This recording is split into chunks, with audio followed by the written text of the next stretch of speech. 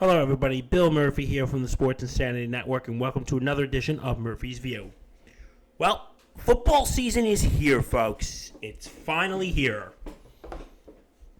So, in honor of it, there were 10 new NFL hires this offseason. So, I'm going to rank those hires, and we're going to have some fun with this. So, without further ado, here is the Murphy's View top 10 of the new NFL head coaching hires. Okay, I know that was a terrible, big show-stopping number to tune in, but you know what? That's okay. So, anyway, here we go. My number 10, from the Houston Texans, Lovie Smith. Okay, the downsides to him are he's got a young quarterback in Davis Mills, and he doesn't, aside from Brandon Cooks, not really a lot of weapons. So maybe he can help build this a little bit. He has had head coaching experiences before with both Chicago and Tampa Bay. He had 3 postseason runs, including one run to the Super Bowl. So maybe Lovie Smith's got it for Houston, and maybe can help them transition past the whole Deshaun Watson drama with him going to Cleveland, and we all know that sad story. So maybe this could be a fresh start for Houston, but you know what? In all honesty, give them at least 2 years before they're fully rebuilt. That's just my humble opinion. My number 9 from the Bears, double check, is Matt Eberflus. He turned around the Colts defense at one point from 30 in scoring defenses and total defenses to number 10 in scoring and 11 in total defense. So I think maybe he could really build up that Bears defense. I think Eberflus could really build up that Bears defense. My number 8 from Who Dat? The New Orleans Saints, Dennis Allen, who was the defensive coordinator for the Saints before he became head coach. He dropped 10 points allowed for the Saints defense. And the Saints are currently on a 22-game streak of not allowing a 100-yard individual run. And we also have to see with Jameis Winston, Michael Thomas is back.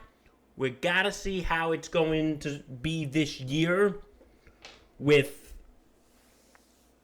a new target, with Michael Thomas being back as a target, and see what the Saints can do if they're going to be a competition with Brady in the NFC South. My number 7 from the Miami Dolphins, and that is for my good friend Mike the Pun Master Rifkin. Mike McDaniels from the Miami Dolphins. He's a running specialist, and he can help with a lot of the auxiliaries around Tua, and can help shape Tua with his new receiver, Tyreek Hill. My number 6 from the Minnesota Vikings, Kevin O'Connell. Nice Irish fella there. I like you. Let's sit down and have a Guinness sometime, Kevin, you and I. I think because he has experience with Kirk Cousins, and Kirk Cousins is going to know his system, I think it's going to be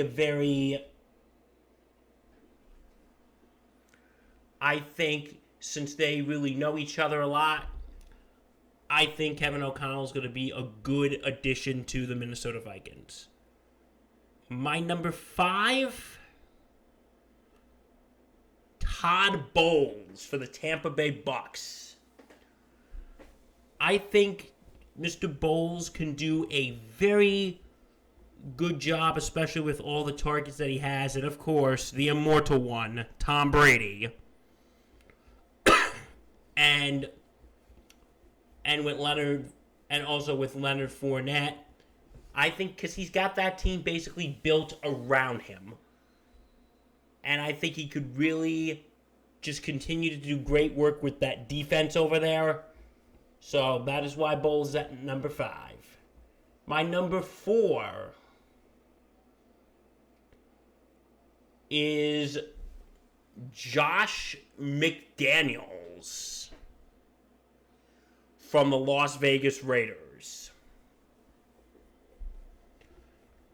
Josh McDaniels is finally getting another shot at head coaching. Now, listen, if you know my thoughts on the Belichick tree, you guys know I am a little hesitant because we all know what happens to Belichick disciples when they go off as head coaches.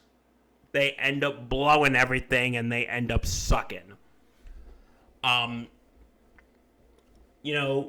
McDaniels had a head coaching stint in Denver, didn't go well. He ended up going back to New England, won a bunch of championships, got to work with Tom Brady, then got to mold Mac Jones. He was supposed to go to Indianapolis, but we all know that story. He ended up staying in New England.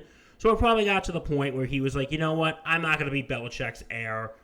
Belichick is going to die before he retires from coaching. So he's now in Vegas.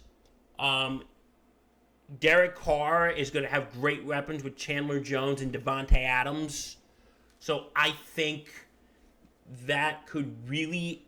I think Josh McDaniels can really serve as a good play caller for that offense with Carr and Jones and Adams. I think he's going to do good. My number 3 of the Denver Broncos, Nathaniel Hackett. He has worked with the bad man himself, the great Aaron Rodgers. With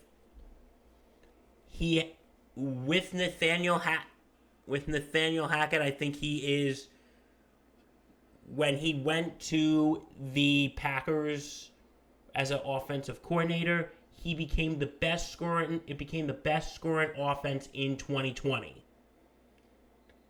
Or going back a few years ago, when he was in Jacksonville, he had the best rushing attack with Blake Bortles and Leonard Fournette. Now, as they call him, the quarterback whisperer, I'd love to see how he's going to be with Russell Wilson in Denver. I'm just really curious to see how he's going to be with Russell Wilson, and I think it's really going to pack a punch. Okay, my number 2. From my beloved New York Giants, Brian Daboll. Brian Daboll filling in for Joe Judge, who was the worst Giants coach ever. Am I right? I think why he would be a good head coach is he has a good relationship with GM Joe Shane, who was the assistant GM over in Buffalo when Daboll was offensive coordinator. I think him being an offensive guru, he could really help the offensive line build, and he has the talent around him who could really help that offensive line. And he can also, I believe, look what he has done to Josh Allen in Buffalo. This is a prove-it year for Daniel Jones. So I think Brian Daboll can do the same to Daniel Jones with the Giants, what he did to Josh Allen in Buffalo, and mold him into a top-notch quarterback. Because this is Jones' prove-it year. They're not retaining his 5th-year option, so I think he's going to need all the help of Brian Daboll to do that.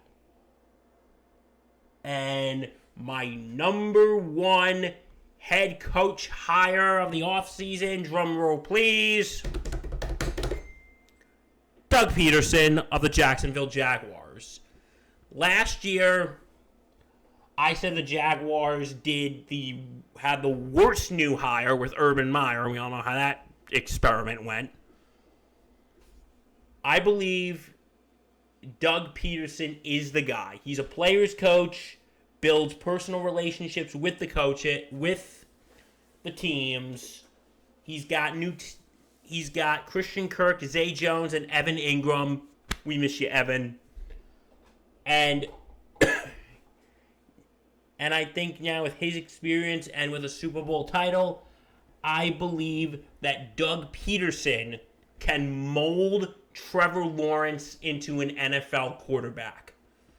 Last year, I heard a lot of, Trevor Lawrence is overrated. Oh my God, he's such a draft bust. And someone I know, not naming names, compared Trevor Lawrence to Ryan Leaf, and I wouldn't go that far, but it wasn't entirely Trevor Lawrence's fault last year, guys. It really wasn't. He was in a terrible situation with a terrible head coach in Urban Meyer. But I think Doug Peterson can really mold Trevor Lawrence into that NFL quarterback that we want him to be. So that's why I say Doug Peterson is the number one head coach hiring. If you like what you see, and why wouldn't you, go to www.sportsinsanitynetwork.com. Check out all our blogs. Check out the podcast.